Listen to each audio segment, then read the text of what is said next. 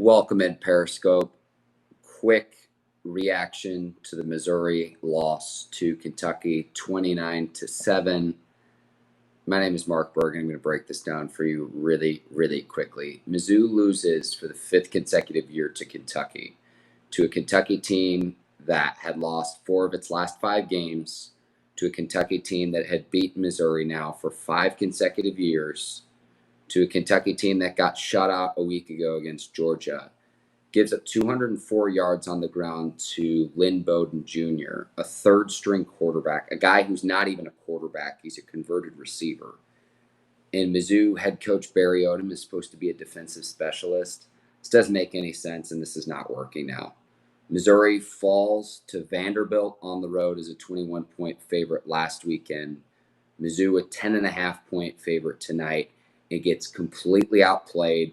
I understand weather was a factor, but just some of the decisions, like the penalties, the fact that you're playing Kelly Bryant, it was clear that he pulled a hamstring in the first quarter, and you continue to do that. I just don't understand with where this program's at, and you're favored, a heavy, heavy favorite the last 2 weeks, and you get completely annihilated tonight against a Kentucky team that has now beaten you 5 consecutive years. Where's the fight? Where's the fight after last week, after losing to a Vanderbilt team that was 1-5 and that had lost to UNLV at home? And then you go from that to losing to Kentucky in 2 games that Mizzou was favored by double digits. It's unbelievable to me. I'd love to know and hear what your thoughts were about the game. I'm happy to bring those into the discussion. But Lynn Bowden Jr. is Kentucky's third-string quarterback. He's a gadget quarterback. He's a converted receiver. And Barry Odom is supposed to be a defensive specialist, and they can't stop this guy. Bowden looked almost like Lamar Jackson tonight. He had just above 50 yards passing and 200 yards on the ground. Again, I understand weather and the rain that was coming down certainly factored into tonight's game. But you know what Kentucky is going to try to do with this guy on the ground. And Kentucky, again, had lost 4 of their last 5 games. They needed to win tonight to stay in bowl contention. But Kentucky was shut out last weekend against Georgia. And they scored 29 against Mizzou in a Barry Odom, who's supposed to be a defensive specialist as a head coach. That's supposed to be his forte. And I'm not seeing it.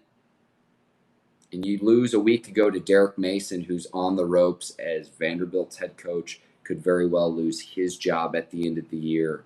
And it's back-to-back losses, again, if you're Mizzou, as double-digit favorites. What's going to happen when Mizzou plays Georgia? Not the next weekend, but the weekend after. Mizzou's got a full week off, and hopefully Kelly Bryant's hamstring injury isn't too severe.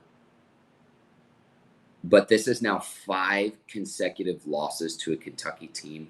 This is the Kentucky we're talking about. This isn't Florida or Georgia or Alabama or LSU or the other, or Auburn, the other blue bloods in the SEC. I got to see more. I got to see more. We'll see what happens. And I cannot wait to see what the spread is. Florida takes on Georgia in Jacksonville in the world's largest outdoor cocktail party in Jacksonville at Everbank Field next weekend. We'll see what happens there. I cannot wait to see what the Georgia Mizzou line is in 2 weeks. I can't even believe odds makers made Missouri a 10.5-point favorite tonight when going into half it was 22-0.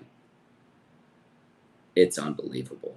Again, my name is Mark Bergen. If you enjoyed this, please feel free to share it with people that on your timelines.